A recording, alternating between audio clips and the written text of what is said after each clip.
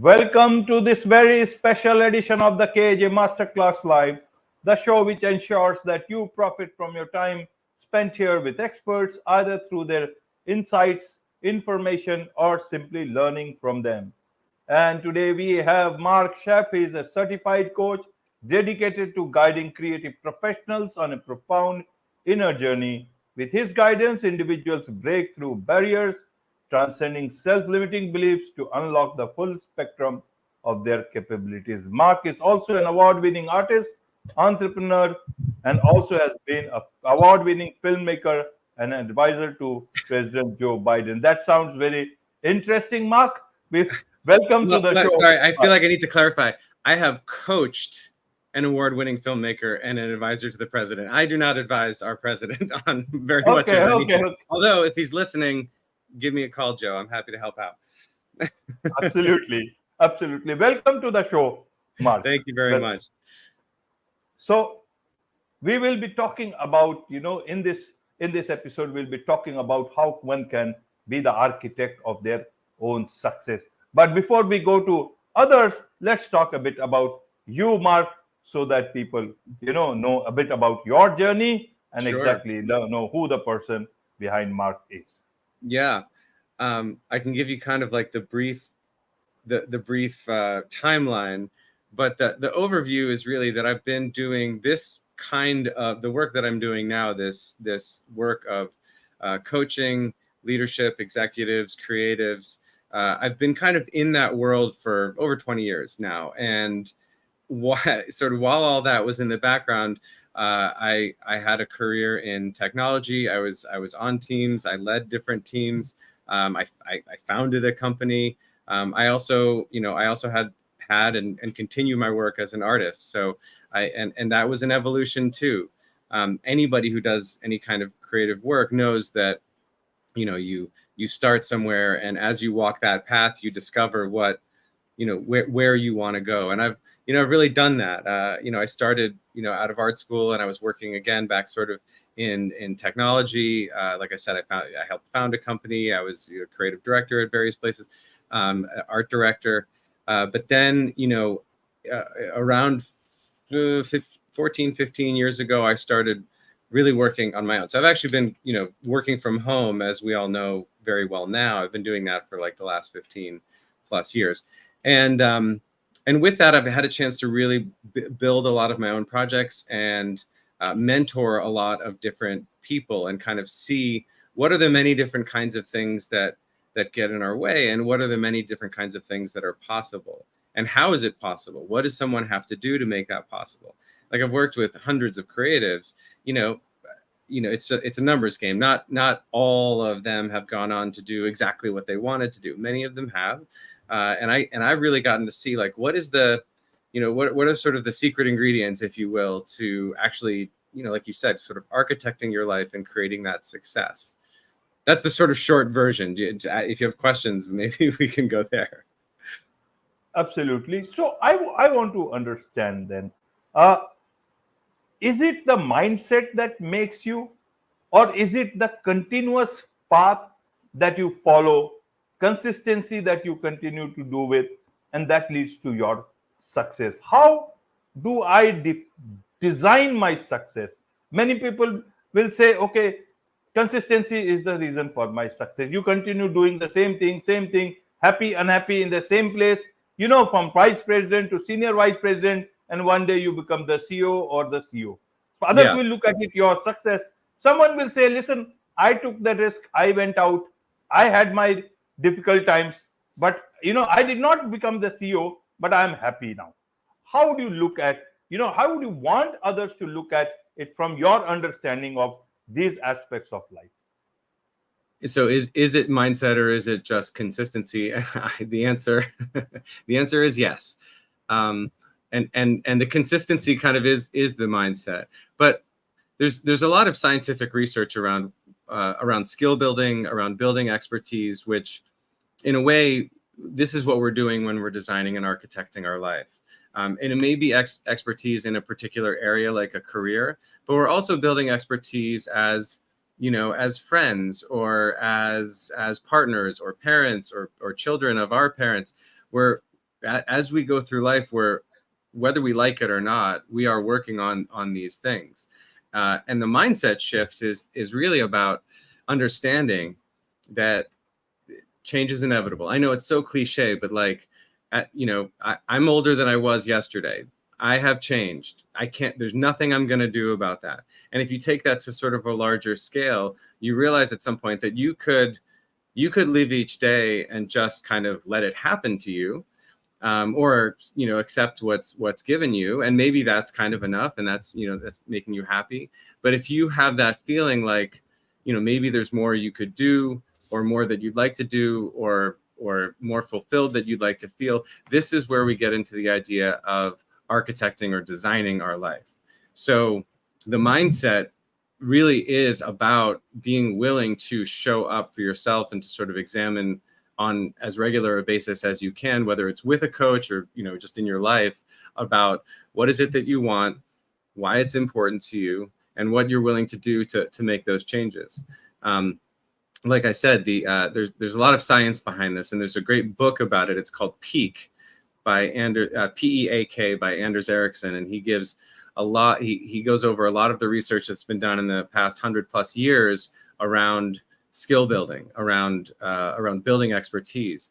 And the reason I say consistency isn't enough, and he talks about it in this book, but I taught art for many years. Now if you sit and draw the same drawing every day for a year, yes, that's consistent, but no, you're not going to grow, because you're missing a couple of key ingredients. You're missing the feedback, and the feedback needs to come from and he actually says in the book, a coach, whether it's an athletic coach or a mindset coach or whatever kind of coach, like somebody who can sort of see from a different vantage point, and also ideally from a group of peers. So if you think about like a sports team, you're getting feedback from your coach, but you're also constantly getting feedback from the other players about how you're interacting with them. But this is the same in life, in your career. So you need this feedback loop in order to take the consistency and actually improve each time that you consistently show up. Right, Mark. Then let me understand from you, what is your formula for change? You were into tech, then you went into creative side, art gallery, and then the creative side, and then now you are a coach. So I want to understand your formula for change, so that is there any basis for that formula, or is it like you find new ways as you go along the way? How should others look at change for themselves? That is why I asked, is it the mindset or is it about consistency?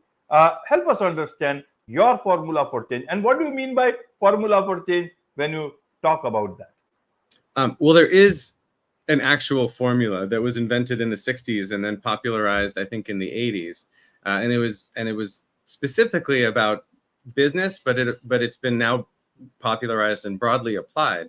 And the formula is very simple. Let's say I want to make a change in my life.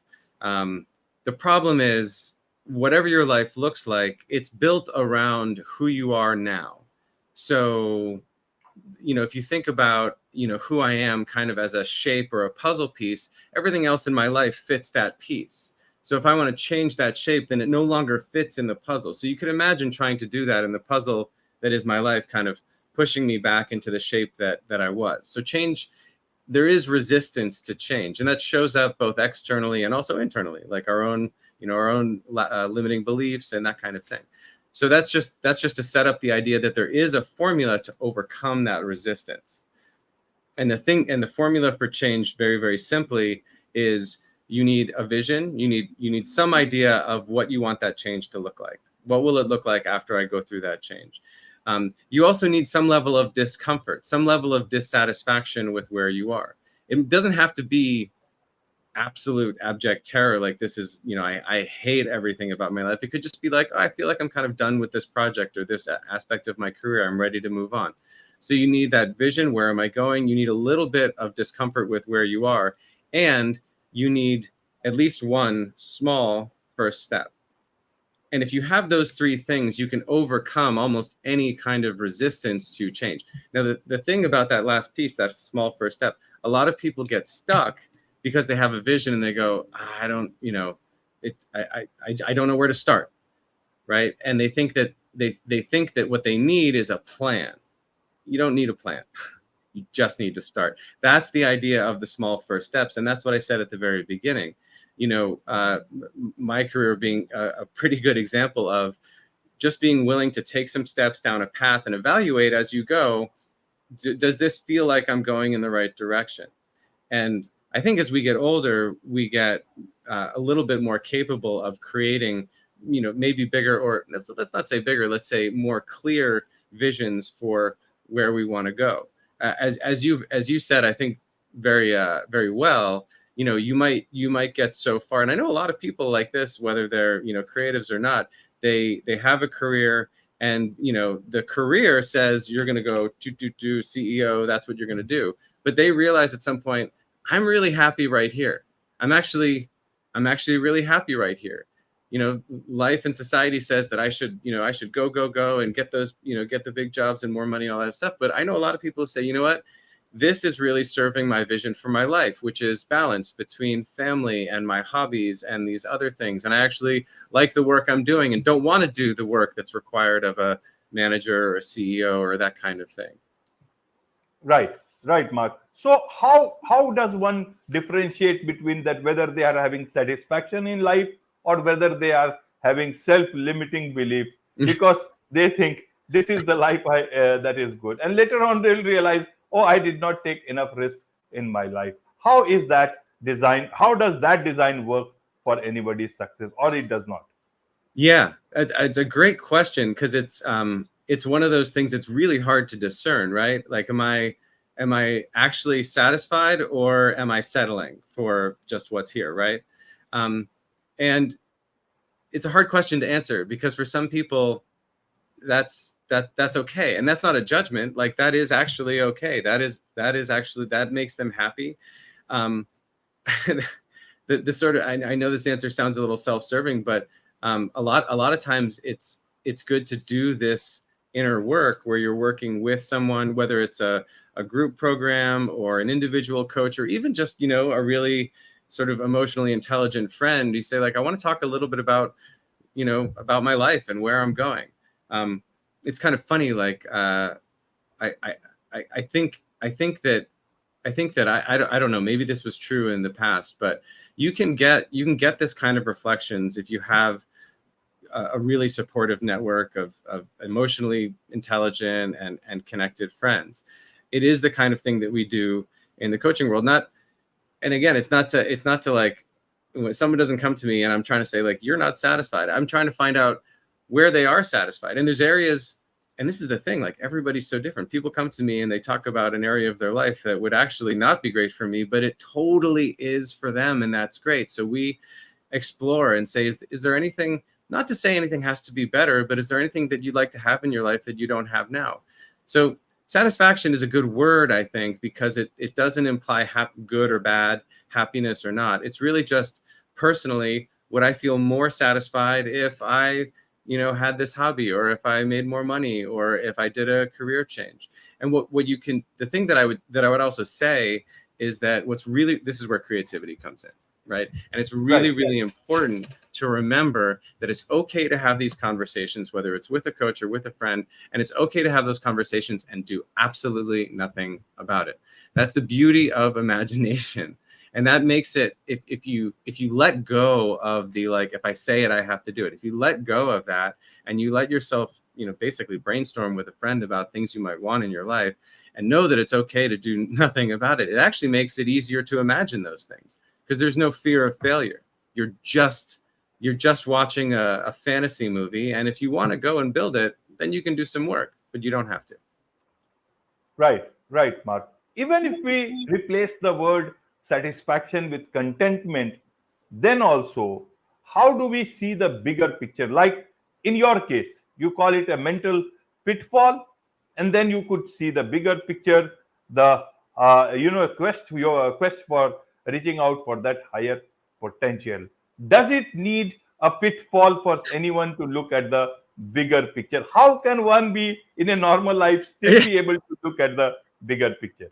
Yeah, you're referring to when I basically did probably the most significant career change, which was really to embrace my love and all of my own personal work and coaching and actually make it my career. It did happen after a pretty difficult time, mental health wise. Like I had left a job that was a dream job that I had built, that I had created. I was an executive director. It was something that I had thought about for many years, and I couldn't, almost couldn't believe it was happening, and it kind of fell apart. And that was crushing. I mean, I can talk about it now. It was, I was very, very depressed. Do you need that? No. I mean, I'm not saying don't go looking for things that are going to harm your mental health as a way to grow. I don't think that that's a good strategy. But the truth is, it was an opportunity because I had been sinking kind of everything into this project, and now it was gone. And so I actually had a lot of time. I had a lot of support from my wife and family.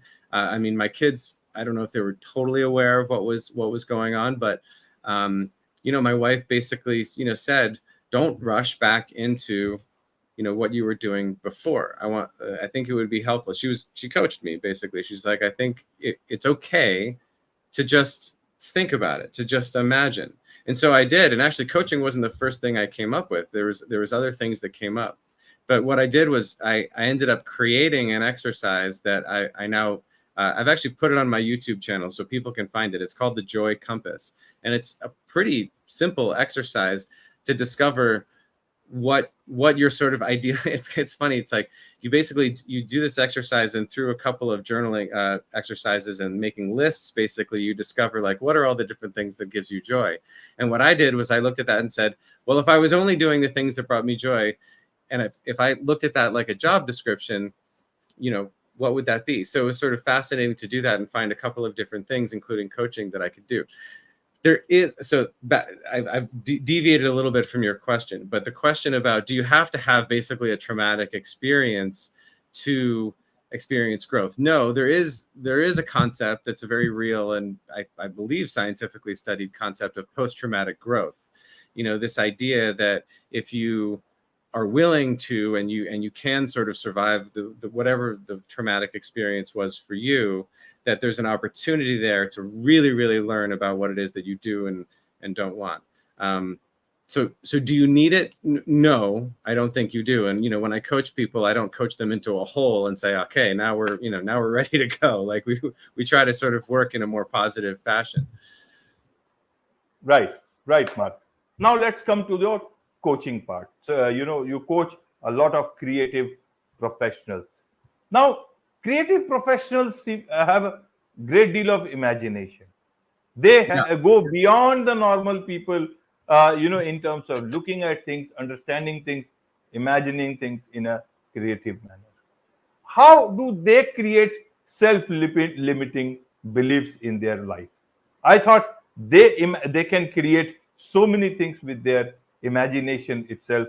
How does that work? And how do you then, when creative people create those not imagination but limiting beliefs, how do you break those barriers, help them, look at the potential that they have in their capabilities? Well, you said it, right? Creatives, we in whatever we're doing, we're really active imaginators. And with that, we're really, really good at imagining kind of worst case scenarios, right? We're good at imagining, the inner critic in our head, the inner critic in our head that says, maybe stay safe, don't think big, play small, because we're good at imagining, so are they. And that inner critic has a lot of ideas about what could go wrong. So, one of the most common things that I see with creatives in terms of imagination almost being an obstacle to things like success and fulfillment is, and I was having this conversation literally yesterday with someone, a client, about just having too many ideas. I'll ask people, what are you working on? Well, I'm doing these 2 jobs, and then I've got these 5 side projects, and then I'm also starting this, and I have these 10 hobbies. And we go, okay, so you have 20 things you're working on. Certainly there's some, sort of organizational strategies to look at, and some of these are extremely helpful. I work with my clients on this kind of stuff all the time, because a lot of times when we're holding all these different ideas, I guarantee you, anybody who's in a creative job is also thinking about 10 other jobs that they're either doing or want to do. And when we have so many things, it's very, very difficult to start, because if we start on one, it almost feels like we have to let go of all the others, and we don't want to let go of any of them. And so we don't really do, that's a very common thing, is to not activate on those things. Another thing that gets in the way is the, I don't want to say perfectionist, but I heard a really interesting take on perfectionism from somebody who was posting about what their therapist said, which is perfectionism isn't about getting it perfect. When someone's a perfectionist, they find it very, very easy to find faults in things. And I thought that was really profound, because that's what ends up happening with a lot of creatives, is they get stuck in, I kind of want to get it right. So A, we've got all these different projects. B, we want to make sure we get it perfectly right. And we're not really focusing enough time to figure out how to start with these things. So that all adds up to a big stuck place. And so, there's no one piece of advice because everyone's so different, but there are things that you can do. You can look at organizing your time. You can look at, I will say one thing about, one way of prioritizing or letting go of some of the sort of limiting beliefs is to realize, there's a book called The Power of a Positive No by William Ury. And the book fundamentally says what a positive no, like, it's hard to say no to things. And that's why when you're a creative and you've got 15 different things, it's hard to start any of them, because it means you're saying no to something, and that's difficult. But when we realize that that no is really a yes to something, we're not saying no to that, we're saying yes to that. Like, you can imagine someone saying, are you free for dinner? And me saying, oh no, because I'm a yes to spending time with my kids, or I'm a yes to my creative time, or my music lesson, or whatever it is. It doesn't feel like a no. The same mindset can be applied to your own set of projects. And one last thing I'll say about that is, when you're saying yes to the next project that's right ahead of you, if you're doing work, again, on your own or with a coach, you're saying yes to that vision of yourself in the future. So you want, taking it all the way back to architecting your life. If you think about, if you create a vision for your future, a year from now, 3 years from now, if you imagine what that might be like, how you might feel, who you want to be. Now, when you look at those 15 projects, it's a lot easier to say, which of these do I need to say yes to that's going to move me in that direction? Wonderful. There is much to learn from you, Marc, and I'm sure a lot of people would like to know about your podcast, The Art of Transformation. Yes. If you could share. Right. Oh, do you want me to tell you about about your podcast, so that people can, this is just one episode with me. People may want to directly listen to you on your podcast. Yeah, this is a lot. I have guests on my podcast, and this is a lot of the kind of stuff that we talk about. People who are, and it's not just creatives, it's other coaches, it's people who are, business leaders, and really coming to the conversation around, like I said at the very beginning, we are constantly transforming. You can let it happen to you, or you can start to look at it and say, well, how do I want to guide it? What is in my control that I could do? Not everything is in all of our control. Like, I can't be the CEO of Microsoft tomorrow. That's not reasonable. But I could, if I wanted to, start to do things that would maybe put me in a better position to learn more. I think something that comes up a lot on our podcast is about the kinds of systems and practices and consistency that we can have in, again, whether you're creative or you're just, you're an entrepreneur or a tech person, how to create that vision, how to create those steps so that you're moving towards a goal, but you're also feeling that contentment, that satisfaction along the way. Wonderful. So a lot of people who want to know more about you, from you, take help through your coaching, Marc Scheff coaching. What is the best way for them to do so? Well, if you go to Marc Scheff Coaching, there's a way to book just a free 20-minute call with me, just to ask questions. I can find out more about you. I'll tell you, and I'll just be very, very clear. I do not push people to buy my coaching. That does not work. Yeah, I mean, you know this, and I hope your listeners know this. Like, imagine a therapist like sort of twisting your arm to go to therapy. It wouldn't work because you have to be excited about it. Like you have to have a connection with the person. So I have a way on my website to have a brief 20-minute call with me. And it's just I just ask you a few questions and get to know you a little bit. And you can ask questions of me. If you're ready for coaching, there's ways to do that. It's all on my website. Absolutely. It's all on your website. And I'm sure this time I will surely wish that you surely become an advisor to President Joe Biden. He needs it. He needs you before. And this time not your filmmaker friend, but you. Well, maybe. The great thing about coaching, and the great thing I think about what it is that you're doing too, like, you're having people on this show, you're helping people advance their work, you're helping people promote their work. So in a way, you are also participating in what they're doing. And I feel the same way when I'm working with people. People say, like, isn't this exhausting? Kind of emotionally supporting. I say, you know what? When people are ready to work with me and we know it, part of that is me also being excited about what they're doing. Because at the end of the day, I'm not sitting creating these films or, building branding agencies or doing any of the things that my clients are doing. But I get to say I was in the boat, I was on the ride, and that feels really good. Absolutely. That feels really good. And it was very good. It was a pleasure to talk to you and learn about Thank you so much. many things, especially about the about your coaching, about the transformation that a lot of artists need, and I'm sure a lot of creative people will take care of their health better and continue to imagine great things, which will bring great things to us. With this, it's a wrap on this very special edition of the KAJ Masterclass Live. Thank you so much indeed for joining us. Thank you so much for having me.